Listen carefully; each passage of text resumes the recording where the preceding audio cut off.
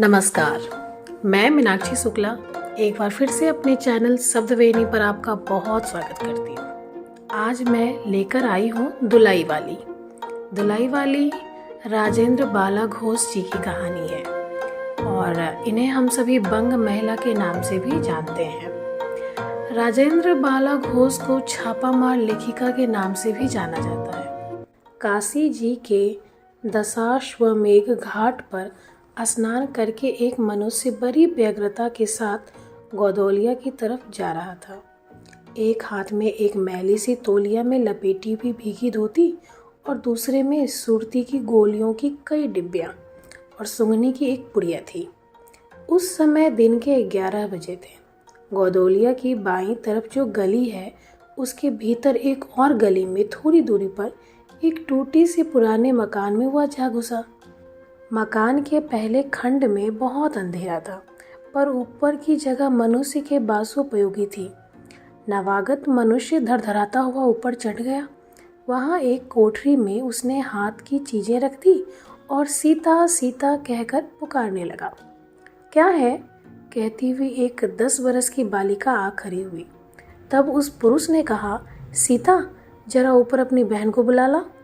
अच्छा कहकर सीता गई और कुछ देर में एक नवीना स्त्री आकर उपस्थित हुई।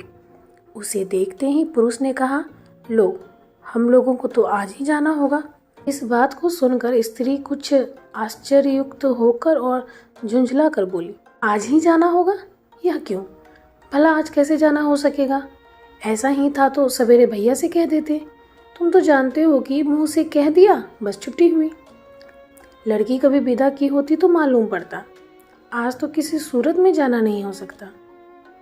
तुम आज कहती हो? हमें तो अभी जाना है। बात यह है कि आज ही नवल किशोर कलकत्ते से आ रहे हैं। आगरे से अपनी नई बहू को भी साथ ला रहे हैं, सो उन्होंने हमें आज ही जाने के लिए इसरार किया है। हम सब लोग मुगल सराय से साथ ही इलाहाबाद चलेंगे। उनका तार मुझे घर से निकलते ही मिला, इसी से मैं झट नहा धोकर लौट आया। बस अब करना ही क्या है? कपड़ा वपड़ा जो कुछ है बांध बूंद कर घंटे भर में खा पी कर चली चलो। जब हम तुम्हें विदा कराने आए ही हैं तो कल के बदले आज ही सही। हाँ, यह बात है।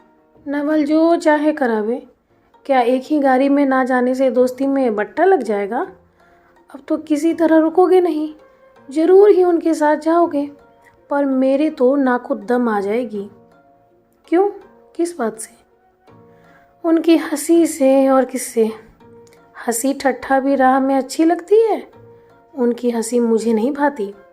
एक रोज़ मैं चौके में बैठ पूड़ियाँ काट रही थी कि इतने में ना जाने कहाँ से आकर नवल चिल्लाने लगे, ए बुआ देखो, तुम्हारी बहू पूड़ियाँ खा रही है। मैं तुम्हारे शर्म के मर गई। हाँ, भाभी जी ने बात उड़ा दी सही। वे बोली, खाने पहनने के लिए तो आई ही हैं, पर मुझे उनकी हंसी बहुत बुरी लगी। बस इसी से तुम उनके साथ नहीं जाना चाहती? अच्छा चलो, मैं नवल से कह दूंगा कि यह बेचारी कभी रोटी तक तो खाती ही नहीं, पूरी क्यों खाने लगी। इतना कहकर बंसीधर कोठरी के बाहर चले आए और बोले, मैं तुम्हारे भैया के पास जाता हूँ, तुम रो रुलाकर तैयार हो जाना। इतना सुनते ही जानकी देई की आंखें भर आई और आषाढ़ सावन की ऐसी झड़ी लग गई। बंसीधर इलाहाबाद के रहने वाले हैं। बनारस में ससुराल है। स्त्री को विदा कराने आए हैं। ससुराल में एक साले साली और सास के सिवा कोई नहीं है। नवल किशोर इनके दूर के नाते के ममेरे भाई हैं, पर दोनों में मित्रता का ख्याल अधिक है। दोनों में गहरी मित्रता है। उसी दिन बंसीधर का जाना स्थिर हो गया। सीता बहन के संग जाने के लिए रोने लगी। माँ रोती धोती लड़की की विदा की सामग्री इकट्ठी करने लगी। जानकी देवी भी रोती ही रोती तैयार होने लगी। कोई चीज़ भूलने पर धीमी आवाज़ से माँ को याद भी दिलाती गई। 1 बजने पर स्टेशन जाने का समय आया। अब गाड़ी या इक्का लाने कौन जाए? ससुराल वालों की अवस्था अब आगे की सी नहीं कि 2-4 नौकर चाकर हर समय बने रहे। सीता के बाप के ना रहने से काम बिगड़ गया है। पैसे वाले के यहाँ नौकर चाकरों के सिवा और भी 2-4 खुशामदी घेरे रहते हैं। छुच्छे को कौन पूछे? एक कहारिन है, सो भी इस समय कहीं गई है। साले राम की तबीयत अच्छी नहीं, वे हर घड़ी बिछौने से बातें करते हैं। तिस पर भी आप कहने लगे, मैं ही धीरे धीरे जाकर कोई सवारी ले आता हूँ, नज़दीक तो है। बंसीधर बोले, नहीं नहीं, तुम क्यों तकलीफ़ करोगे, मैं ही जाता हूँ। जाते जाते बंसीधर विचारने लगे कि इक्के की सवारी तो भले घर की स्त्रियों के बैठने के लायक नहीं होती, क्योंकि एक तो इतने ऊंचे पर चढ़ना पड़ता है, दूसरे पराये पुरुष के संग एक साथ बैठना पड़ता है। मैं एक पालकी गाड़ी ही कर लूँ, उसमें सब तरह का आराम रहता है। पर जब गाड़ी वाले ने 1.5 रुपया किराया मांगा, तब बंसीधर ने कहा, चलो इक्का ही सही, पहुँचने से काम, कुछ नवल किशोर तो यहाँ से साथ है नहीं, इलाहाबाद में देखा जाएगा। बंसीधर इक्का ले आए और जो कुछ असबाब था इक्के पर रखकर आप भी बैठ गए। जानकी देह की बड़ी विकलता से रोती हुई इक्के पर जा बैठी। पर इस अस्थिर संसार में स्थिरता कहाँ, यहाँ कुछ भी स्थिर नहीं। इक्का जैसे जैसे आगे बढ़ता गया, वैसे जानकी की रुलाई भी कम होती गई। सिकरौल के स्टेशन के पास पहुँचते पहुँचते जानकी अपनी आंखें अच्छी तरह पोंछ चुकी थी। दोनों चुपचाप चले जा रहे थे कि अचानक बंसीधर की नज़र अपनी धोती पर पड़ी और अरे, एक बात तो हम भूल ही गए, कहकर पछता से उठे। इक्के वाले के कान बचाकर जानकी जी ने पूछा, क्या हुआ, क्या कोई ज़रूरी चीज़ भुलाए? नहीं, एक देसी धोती पहन कर आना था, सो भूल कर बिलायती ही पहन आए। नवल कट्टर स्वदेशी हुए हैं ना, वे बंगालियों से भी बढ़ गए हैं। देखेंगे तो 2-4 सुनाए बिना ना रहेंगे। और बात भी ठीक है, नाहक बिलायती चीज़ें मोल लेकर क्यों रुपए की बर्बादी की जाए। देसी लेने से भी दाम लगेगा सही, पर रहेगा तो देश ही में। जानकी जरा भौहें टेढ़ी करके बोली, धोती तो धोती, पहनने से काम, क्या यह बुरी है? इतने में स्टेशन के कुलियों ने आ घेरा। बंसीधर एक कुली करके चले। इतने में इक्के वाले ने कहा, इधर से टिकट लेते जाइए, पुल के उस पार तो 1.5 दर्जे का टिकट मिलता है। बंसीधर फिर कर बोले, अगर मैं 1.5 दर्जे का ही टिकट लूँ तो? इक्के वाला चुप हो गया। इक्के की सवारी देखकर इसने ऐसा कहा। यह कहते हुए बंसीधर आगे बढ़ गए। यथा समय रेल पर बैठकर बंसीधर राजघाट पार करके मुगलसराय पहुँचे। वहाँ पुल लांघ कर दूसरे प्लेटफॉर्म पर जा बैठे। आप नवल से मिलने की खुशी में प्लेटफॉर्म के इस छोर से उस छोर तक टहलते रहे। देखते देखते गाड़ी का धुआं दिखलाई पड़ा। मुसाफिर अपनी अपनी गठरी संभालने लगे। रेल देवी भी अपनी चाल धीमी करती हुई गंभीरता से आ खड़ी हुई। बंसीधर एक बार चलती गाड़ी ही में शुरू से आखिर तक देख गए, पर नवल का कहीं पता नहीं। बंसीधर फिर सब गाड़ियों को दोहरा गए, तहरा गए। भीतर घुस घुस कर एक एक डिब्बे को देखा, किंतु नवल न मिले। अंत में आप खिजला उठे और सोचने लगे कि मुझे तो वैसी चिट्ठी लिखी और आप ना आए, मुझे अच्छा उल्लू बनाया। अच्छा, जाएंगे कहाँ? भेंट होने पर समझ लूँगा। सबसे अधिक सोच तो इस बात का हुआ था कि जानकी सुनेगी तो ताने पर ताना मारेगी, पर अब सोचने का समय नहीं। रेल की बात ठहरी। बंसीधर झट गए और जानकी को लाकर जनानी गाड़ी में बिठाया। वह पूछने लगी, नवल की बहू कहाँ है? वह नहीं आए, कोई अटकाव हो गया, कहकर आप बगल वाले कमरे में जा बैठे। टिकट तो 1.5 का था, पर 1.5 दर्जे का कमरा कलकत्ते से आने वाले मुसाफिरों से भरा था, इसलिए तीसरे दर्जे में बैठना पड़ा। जिस गाड़ी में बंसीधर बैठे थे उसके सब कमरों में मिलाकर कल 10-12 ही स्त्री पुरुष थे। समय पर गाड़ी छूटी। नवल के बातें और न जाने क्या अगर बगर सोचते गाड़ी कई स्टेशन पार करके मिर्ज़ापुर पहुंची। मिर्ज़ापुर में पेट राम की शिकायत शुरू हुई। उसने सुझाया कि इलाहाबाद पहुंचने में अभी देरी है। चलने में झंझट में अच्छी तरह उसकी पूजा किए बिना ही बंसीधर ने बनारस छोड़ा था, इसलिए आप झट प्लेटफॉर्म पर उतरे और पानी के बम्बे से हाथ मुंह धोकर एक खोंचे वाले से थोड़ी सी ताज़ी पूड़ियाँ और मिठाई लेकर निराले में बैठकर आपने उन्हें ठिकाने पहुंचाया। पीछे से जानकी की सूद आई। सोचा कि वो पहले पूछ लें, तब कुछ मोल लेंगे, क्योंकि स्त्रियां नटखट होती है। वे रेल पर खाना पसंद नहीं करती। पूछने पर वही बात हुई। तब बंसीधर लौटकर अपने कमरे में आ बैठे। यदि वे चाहते तो इस समय ड्योढ़े में बैठ जाते, क्योंकि अब भीड़ कम हो गई थी। पर उन्होंने कहा थोड़ी देर के लिए कौन बखेरा करे। बंसीधर अपने कमरे में बैठे तो एक दो मुसाफिर अधिक देख पड़े। आगे वाले में से एक उतर भी गया। जो लोग थे सब तीसरे दर्जे के योग्य जान पड़ते थे।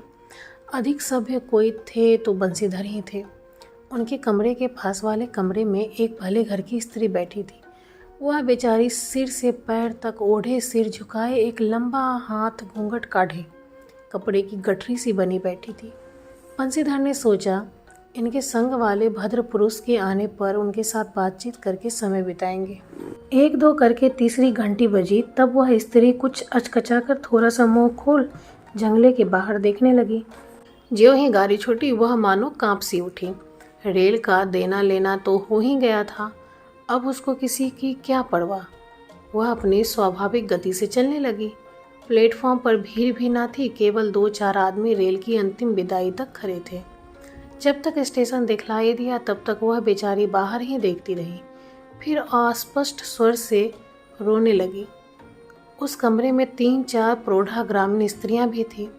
एक जो उसके पास ही थी कहने लगी, अरे इनकर मनई तो नाही आयलन हो, देखो हो रोबल करथईन। दूसरी, अरे दोसर गाड़ी में बैठा होइए। पहली, दूर बरही जनानी गाड़ी थोड़े है।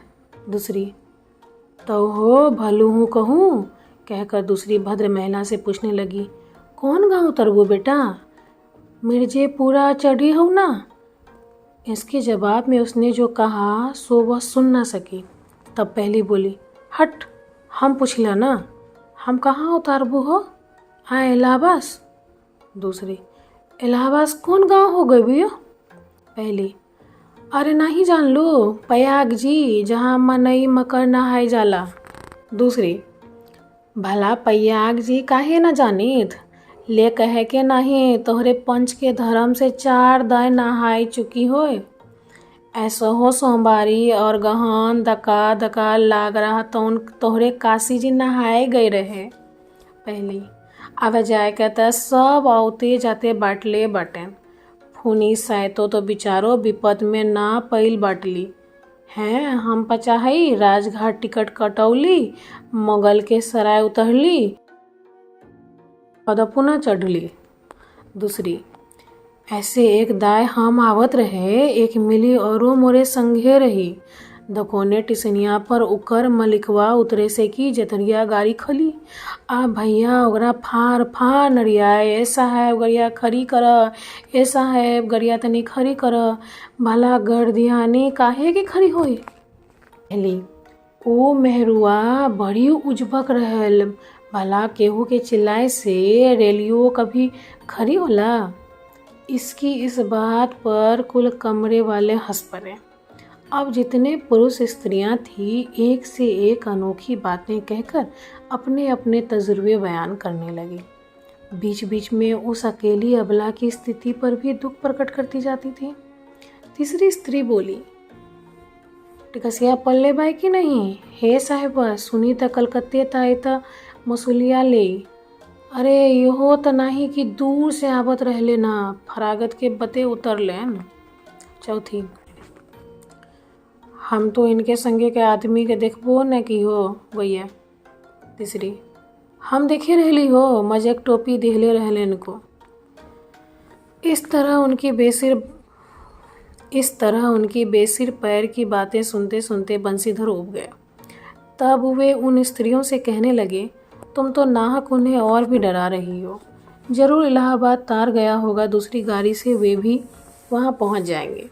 मैं भी इलाहाबाद ही जा रहा हूँ, मेरे संग भी स्त्रियाँ हैं। जो ऐसा ही है तो दूसरी गाड़ी के आने तक मैं स्टेशन पर ही ठहरा रहूँगा।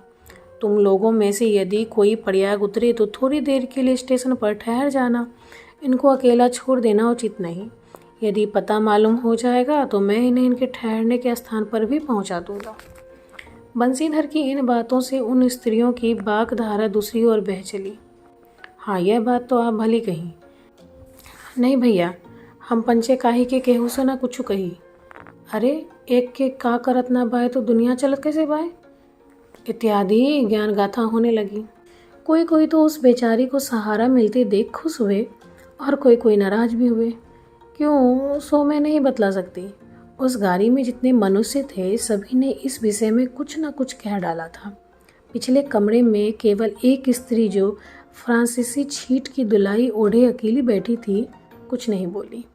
कभी कभी घूंघट के भीतर से एक आंख निकालकर बंसीधर की ओर वह ताक देती थी और सामना हो जाने पर फिर मुंह फेर लेती थी। बंसीधर सोचने लगे कि यह क्या बात है, देखने में तो यह भले घर की मालूम होती है पर आचरण इसका अच्छा नहीं। गाड़ी इलाहाबाद के पास पहुंचने को हुई। बंसीधर उस स्त्री को धीरज दिलाकर आकाश पाताल सोचने लगे। यदि तार में कोई खबर ना आई होगी तो दूसरी गाड़ी तक स्टेशन पर ही ठहरना पड़ेगा, और जो उससे भी कोई ना आया तो क्या करूँगा। जो हो, गाड़ी नैनी से छूट गई। अब साथ की उन अशिक्षिता स्त्रियों ने फिर मुंह खोला। का भैया, जो केहू बिना टिक्कस के आवत होए तो ओकर का सजा होला। अरे आका ई नहीं चाहत रहा कि मेहरारूर के तो बैठा देलन और अपुआ तउन टिक्कस लेके चल दे लेना। किसी किसी आदमी ने तो यहाँ तक कि दौड़ मारी कि रात को बंसीधर इसके जेवर छीन कर रफू चक्कर हो जाएंगे। उस गाड़ी में एक लाठी वाला भी था। उसने खुल्लम खुल्ला कहा, का बाबूजी, कुछ हमरो साझा। इसकी बात पर बंसीधर क्रोध से लाल हो गए। उन्होंने इसे खूब धमकाया। उस समय तो वह चुप हो गया, पर यदि इलाहाबाद उतरता तो बंसीधर से बदला लिए बिना ना रहता। बंसीधर इलाहाबाद में उतरे। एक बुढ़िया को भी वहीं उतरना था। उससे उन्होंने कहा कि उनको भी अपने संग उतार लो। फिर उस बुढ़िया को उस स्त्री के पास बिठाकर आप जानकी को उतारने गए। जानकी से सब हाल कहने पर वह बोली, अरे जाने भी दो, किस बखेरे में पड़े हो। पर बंसीधर ने ना माना। जानकी को और उस भद्र महिला को एक ठिकाने बिठाकर आप स्टेशन मास्टर के पास गए। बंसीधर के जाते ही वह बुढ़िया, जिसे उन्होंने रखवाली के लिए रख छोड़ा था, किसी बहाने से भाग गई। अब तो बंसीधर बड़े असमंजस में पड़े। टिकट के लिए बखेरा होगा, क्योंकि वह स्त्री बेटिकट है। लौट कर आए तो किसी को न पाया। अरे ये सब कहाँ गई, यह कहकर चारों तरफ देखने लगे। कहीं पता नहीं। इस पर बंसीधर घबराए। आज कैसी बुरी सायत में घर से निकले हैं कि एक के बाद दूसरी आफत में फंसते चले जा रहे हैं। इतने में अपने सामने उस दुलाई वाली को आते देखा। तू ही उन स्त्रियों को कहीं ले गई है, इतना कहना था कि दुलाई ने मुंह खोल कर नवल किशोर खिलखिला उठे।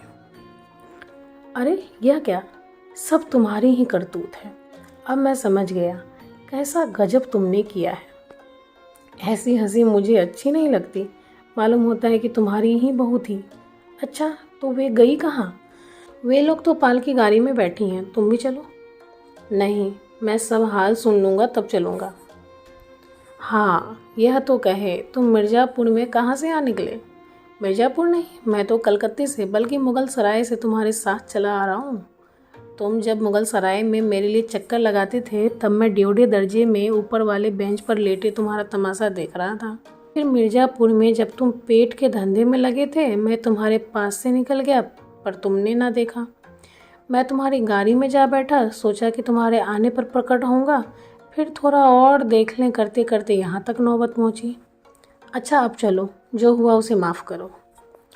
यह सुन बंसीधर प्रसन्न हो गए। दोनों मित्रों में बड़े प्रेम से बातचीत होने लगी। बंसीधर बोले, मेरे ऊपर जो कुछ बीती सो बीती, पर वह बेचारी जो तुम्हारे से गुणवान के संग पहली ही बार रेल से आ रही थी बहुत तंग हुई। उसे तो तुमने नाहक रुलाया, बहुत ही डर गई थी। नहीं जी, डर किस बात का था, हम तुम दोनों गाड़ी में ना थे। हाँ, पर यदि मैं स्टेशन मास्टर से इत्तला कर देता तो बखेरा खड़ा हो जाता ना। अरे तो क्या, मैं मर थोड़े ही गया था। 4 हाथ की दुलाई की बिसात ही कितनी। इसी तरह बातचीत करते करते दोनों गाड़ी के पास आए। देखा तो दोनों मित्र बधुओं में खूब हंसी हो रही थी। जानकी कह रही थी, अरे तुम क्या जानो, इन लोगों की हंसी ऐसी ही होती है। हंसी में किसी के प्राण निकल जाए तो इन्हें दया ना आवे। खैर, दोनों मित्र अपनी अपनी घरवाली को लेकर राजी खुशी घर पहुँचे और मुझे भी उनकी यह राम कहानी लिखने से छुट्टी मिली। आपको कैसी लगी ये कहानी ज़रूर बताइएगा। आपके प्रतिक्रियाओं का इंतज़ार रहेगा। धन्यवाद।